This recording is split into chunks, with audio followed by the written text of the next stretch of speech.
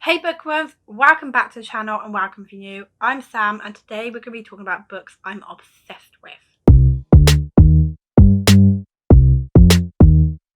So I've seen this being done by another YouTuber where she talks about the books that she would absolutely love to read for the first time again. Pretty much sell your soul for, just not really sell my soul for because I like my soul. But I would love to experience reading these books for the first time. And I have a lot of 5-star books, but I wanted to narrow down to the books that gave me a certain feeling and that I would love to experience that feeling again. I have about, how many books are here? 7. I have 7 books here. We're going to jump straight into it, starting off with the first book that I wasn't going to buy because when I first started reading again, I only read romances and I didn't really branch out to other genres. So yeah, I saw this book being talked about a lot and I just was like, this isn't really my sort of story or my thing. And then I saw it on sale. It was the special edition covers and I was like, you know what, these covers are kind of making me want to buy it, and that was Six of Crows. I am so glad that I decided to go and buy this because from the very first chapter I was hooked and I just could not stop reading it. Every single chapter was better and better and better. These are the best characters ever written. I just think they are so well written, well thought out. You can tell them apart from each other. Kaz Brekker is one of my favourite characters ever. I just don't feel like his character could be topped. Like, I love everything about this book. And I remember when I finished reading it, I was just kind of like, wow, how did I almost miss out on this? It's just worth the hype. Amazing. And the feeling I had when I finished this book was just exactly that. Like, wow, what did I just read? Like, there's just so much in this book. Like, there's so much action and there's some romance, there's betrayals and just so much. And yeah, if you guys haven't read this book, I assume that most people have by now, then you should go and pick it up because after I read this one, I went straight on to the sequel. But yeah, this one I would love to experience reading again for the first time. Next up is a book that I feel like isn't this author's most popular book compared to his one book, which you'll know what I'm about in a minute.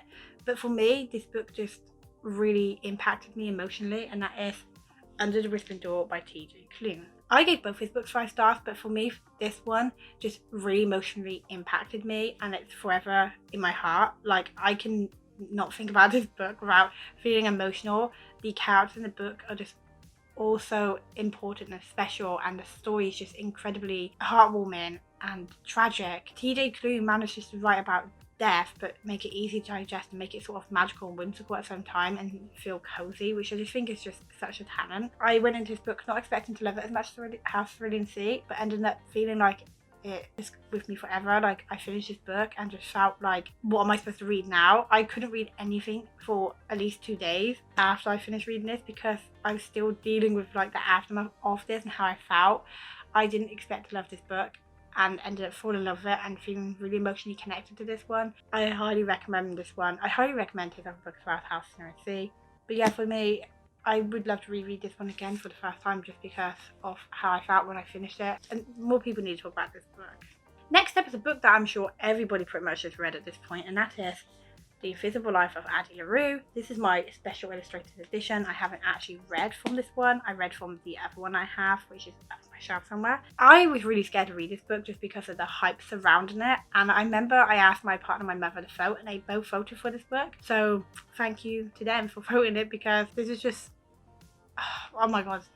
I constantly listen to a playlist that has been made for this book and it just gives me all the feels and takes me back to the moments in this book that I feel like the songs fit. This book is just one of those books that you read and you really get immersed into Addy LaRue's life and you feel everything she's feeling.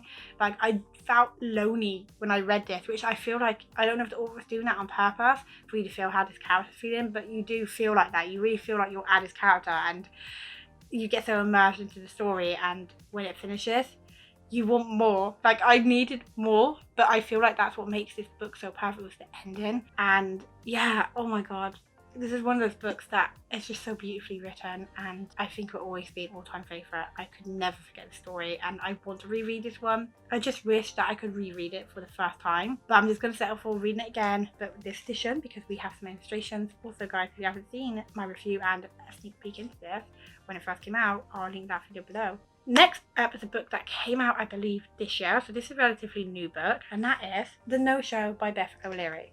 I've only read 2 of her books. I read The Road Trip, which I really enjoyed, and then I read this one, and I did not expect this one to be a 5-star or a new favourite. This is probably going to be my top 10 books of the year, but this book is so well thought out. We follow the 3 characters in this book, and each character is so different, and each of their stories is just interesting. But what makes this book so much better is how I absolutely could not stand the character Joseph, but then near the end of the book you start to understand him, and all these secrets and twists and things start to get revealed.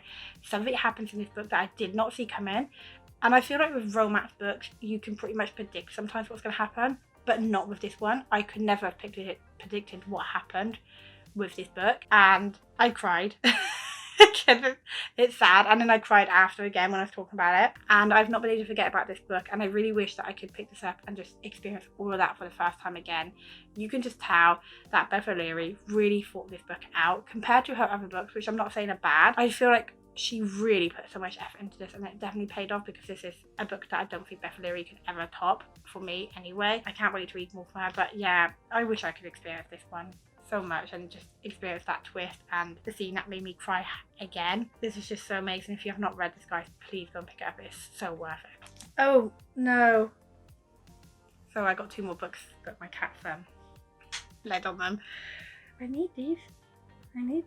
Next up is a contemporary romance book, and romances books don't normally make me wish I could read them for the first time again. Like, I give 5 stars, I absolutely love them, but this one particularly I do, and that is Float Plan. If you haven't seen my little short video where I try to convince you to read it using aesthetics, you should go and check that out. But this book is one of those books that I feel like is more contemporary than romance. It's a slow burn set on this little yacht, mainly on the ocean, and our characters are dealing with their own issues. We have our main character who's dealing with the fact that her fiance had killed himself, so there was some trigger warnings in this book, but the book is just so beautifully done and so brutally truthful, but it's still so beautiful. Like, the way the author uses certain words to describe things, it's just wow. She has some of the most beautiful descriptions ever, and I fell in love with the story and the setting, because I felt like the setting was so unique. And when this book finished, I was literally turning the page, just like, no, you can't be finished, because it just felt like I got through it so quickly.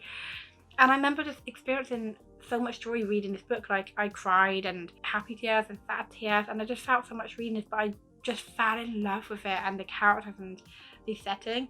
So when it finished, I was just so sad. So yeah, I had to put this one on the list. Then we have 6 Crimson Cranes. I fell in love with the story as much as I fell in love with this cover. This is a sort of like fancy fairy tale book. We follow a princess who gets cursed, and it's just such a cozy read, and I enjoyed every single second of this book. I was trying to read it slower because I didn't want to get to it too fast, because I was enjoying it that much, and I really just didn't think that this was going to end up becoming a 5-star. But yeah, I wish I could read this one again for the first time. There's so much stuff that happens in it, and I kind of want to reread it. The sequel comes out tomorrow as I'm filming, because it's the 29th right now, and it comes out tomorrow, and I can't wait, and I'm hoping that one will be a 5-star as well. But I really wish that I could experience this book again. The final book on this list is The Lost Apothecary, which is a historic mystery read. I have seen some people saying that it's fantasy, and it's not. If you look it up, what genre it is, it's a historic fiction fantasy. In this book, we follow 2 different timelines. We follow the 17th century and then present day. And I feel like normally with this type of book, you enjoy one like timeline more than ever, but that was not the case with this book. Both timelines and all 3 characters were so interesting, and I was so invested. I got through this book super quick, and when I finished it, I was just gobsmacked at how incredible this story was and how much I loved the characters and the world, and I just wanted so much more. The ending was just so perfect. I heard rumors there was going to be another one, like a sequel, but I think that was rumors, which is really sad. I love the character, and the character Caroline, the way she gets excited about like the whole history, just reminded me of myself, because I was getting excited with Caroline. But oh my god, I want to read this again for the first time.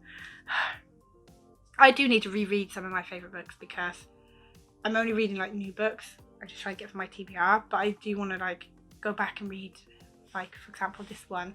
But yeah, I'm hoping that this author will bring out some more books in the future. So that's the books that I would love to read again for the first time and experience how I felt when I first read them, because I remember so many different things reading all these books, and although I have other 5-star books up there that I loved just as much, these ones are the ones that I feel like really like are forever in my heart.